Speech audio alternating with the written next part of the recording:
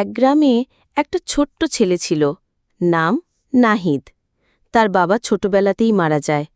মা দিনরাত মানুষের বাড়িতে কাজ করে তাকে বড় করছিল। নাহিদ স্কুল থেকে ফিরেই প্রতিদিন দরজার সামনে বসে থাকত। সে ভাবত, মা আজ একটু আগে আসবে, আমার সাথে গল্প করবে।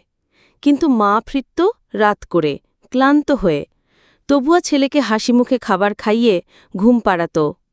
নাহিদ চুপচাপ মায়ের হাত ধরে বলত, মা, তুমি ক্লান্ত হইও না, আমি একদিন বড় হয়ে তোমাকে আর কষ্ট করতে দেব না। কিন্তু একদিন হঠাৎ অসুখে মা মারা গেল। দরজার সামনে বসে থাকা ছেলেটা আর কখনো মায়ের সে পরিচিত কণ্ঠ শুনতে পেল না।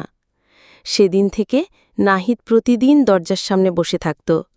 শুধু মনে হতো মা আবার ফিরে আসবে।